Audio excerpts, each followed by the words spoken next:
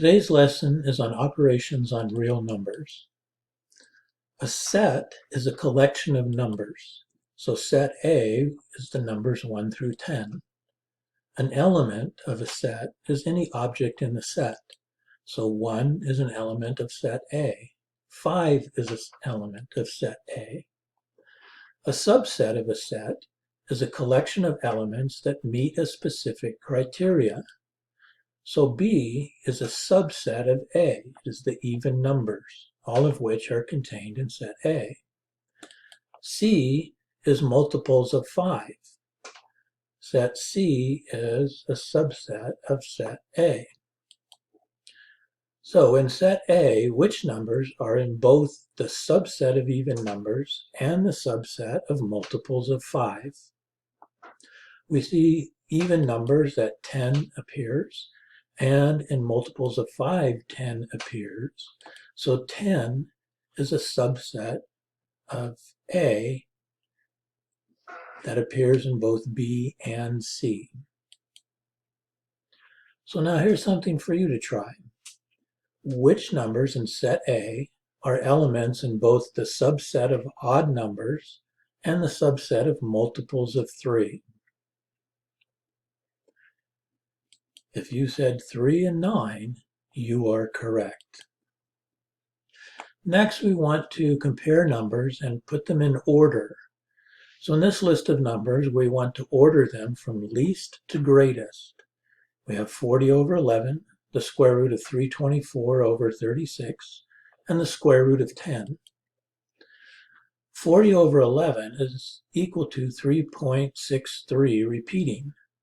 The square root of 324 over 36 is 18 over 6, or 3. And the square root of 10 is approximately 3.2. So we could put these numbers on a number line. The smallest number of these is 3. So square root of 324 over 326 would go over the 3. 3.2 is the next value, so square root of 10 would go to approximately where 3.2 is.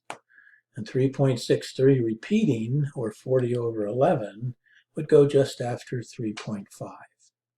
And so these numbers put in order from least to greatest are square root of 324 over 36, the square root of 10, and 40 over 11. Now here's a set of numbers for you to try. You can look at the numbers 0.25, square root of 1 over 9, and 6 over 25. Pause the presentation and put them in what you think is the order from least to greatest, and then resume the presentation. If you put these numbers in the order 6 over 25, 0.25, and square root of 1 over 9, then you were correct. Now we want to look at operations on numbers.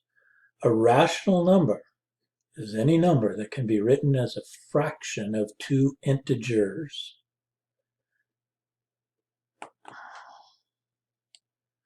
So if we add two rational numbers, will that be a rational number? Well, we can look at some specific cases. 1/2 plus 1/3 is 5/6.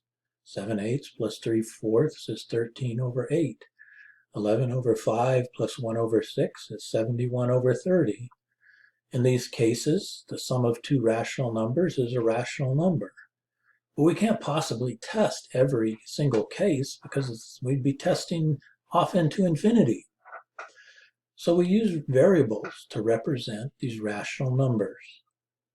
If A, B, C, and D are all integers, and B and D are not 0 because you can't divide by 0, then adding these rational numbers, first we'd find a common denominator, which would be B times D.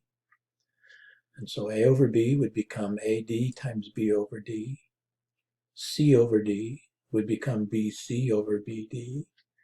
And adding the fractions now, because we have a common denominator, we'd get AD plus BC over BD. The product of two integers is an integer. So a times d and b times c and b times d are all integers. And the sum of two integers is an integer. And so the value AD plus BC over BD represents all integers, and so that is a rational number.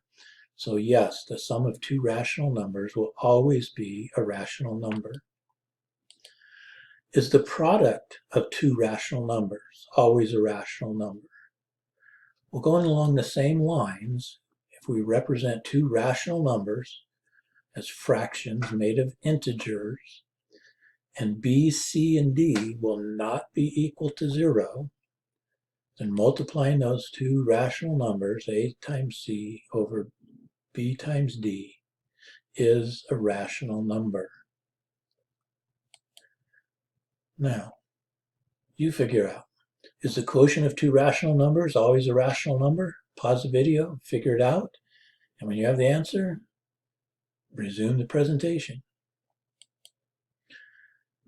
A over b divided by c over d, as long as b, c, and d are not 0, equals AD over BC, an integer over an integer. So that is a rational number. A can be 0 because 0 over anything is 0. Now let's compare rational numbers and irrational numbers. Irrational numbers, if they're written as a decimal, do not terminate and do not repeat. So here's a rational number, 1 over 2, and an irrational number, the square root of 10. 1 over 2 is 0.5. The square root of 10 is 3.162277, and it goes on forever.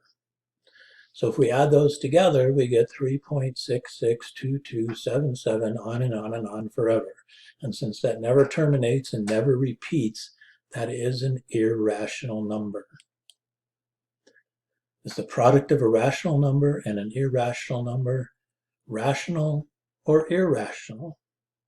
Well, again, we can use two numbers, 3, a rational number, and pi, an irrational number. You know, pi is 3.142 and goes on forever. So multiplying those two numbers together, we get 9.4247796 going on and on and on forever. So that is an irrational number. So now you think about this, and then pause the video, come up with an answer, and resume the presentation.